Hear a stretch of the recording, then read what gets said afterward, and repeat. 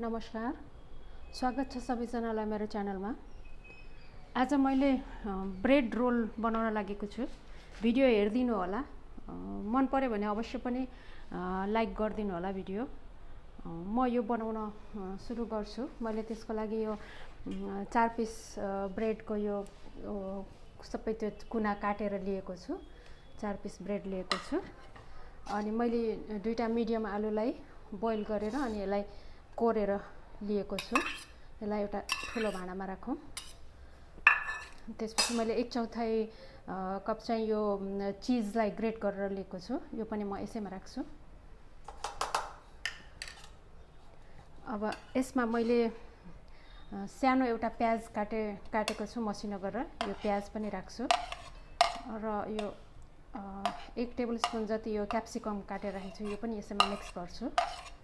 त्यसपछि अलिकति यो हाफ टीस्पुन जति अदुवा र एउटा सानो यो पाकेको रेड चिल्ली राखिदिएको छु। यो चाहिँ कलरको लागि मैले यो राखिदिएको हो। र अलिकति हरियो धनिया पनि म यसमा राख्दैछु।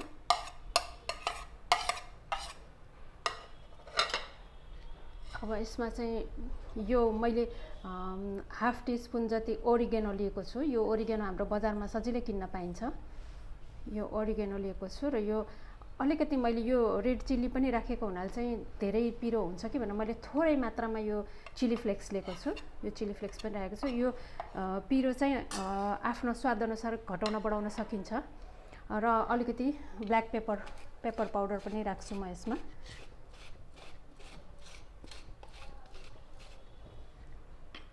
यो चिली फ्लेक्स पनि छ, पेपर पाउडर पनि छ र यो रेड चिल्ली पनि काटेर राखेको हुनाले चाहिँ यसलाई अब त्यो पिरो चाहिँ आफ्नो स्वाद अनुसार हामीले बढाउन घटाउन मिल्छ।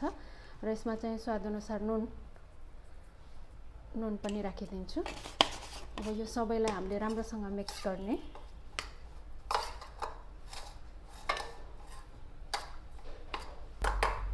यो हाम्रो मिक्स भयो। अब चाहिँ यो मैले यहाँ यसलाई फ्राई गर्नलाई तेल तताउन राखेको छु। अब चाहिँ हामीले यो ब्रेडलाई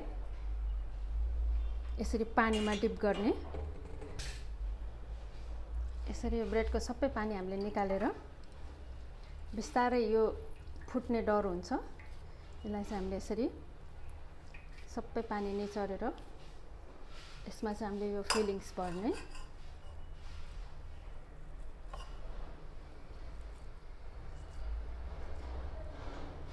यसलाई हामीले चारैतिरबाट यसरी छोपेर कभर गरिदिने।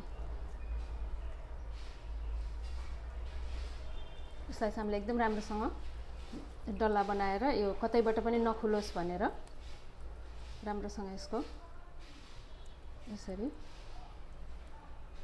चारैतिरबाट हामीले यसलाई बन्द गरेर बनाएर राख्ने।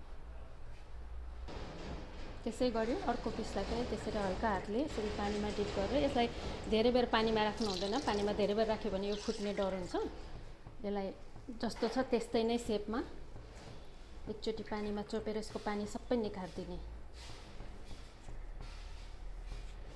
त्यसपछि फेरि अघि जस्तै यो फिलिङ्सलाई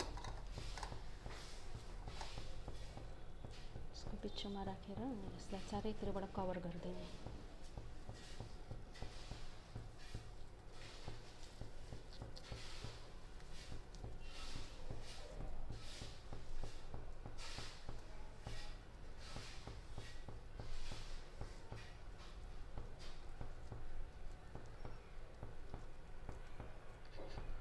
यसै गरी हामीले सबै ब्रेडलाई यसै गरी बनाउने।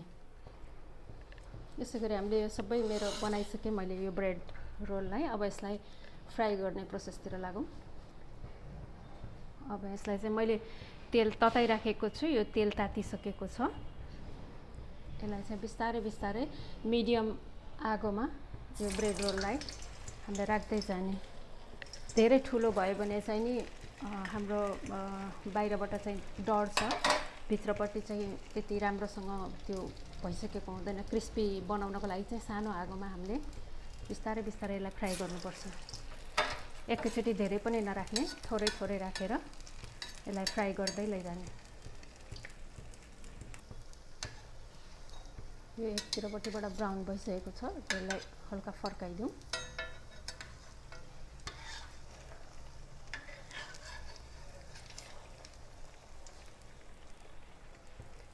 सानो आगोमा राम्रोसँग बिस्तारै यसलाई पाक्न दिनुपर्छ। अब यो हाम्रो भयो। यसै गरी मैले यो सबै ब्रेड रोललाई निकालेँ।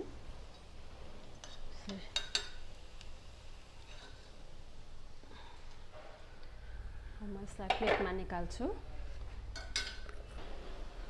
अब यो मेरो ब्रेड पकौडा रेडी भयो। हामीलाई खाजा खाने बेलामा चाहिँ के खाजा खाने भन्ने समस्या सधैँ भइरहेको छ। त्यस हुनाले हामीले यो बनाएर कहिले कहिले खाजा खाँदा मिठो हुन्छ। एकचोटि हजुरहरू पनि ट्राई गरेर हेर्नु होला, कस्तो लाग्छ हजुरहरूलाई प्रतिक्रिया दिनु होला।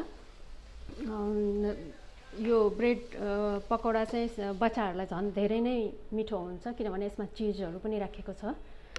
चिज राखेको चिज बच्चाहरूलाई मिठो हुन्छ। बच्चाहरूले खाने भयो भने चाहिँ नि अलिकति पिरोको मात्रा कम गर्नु होला। एकचोटि चाहिँ अवश्य पनि बनाएर ट्राई गरी हेर्नु होला। यसै गरी म अरू पनि नयाँ नयाँ रेसिपीहरू लिएर आउने नै छु। हस् त, बाई बाई।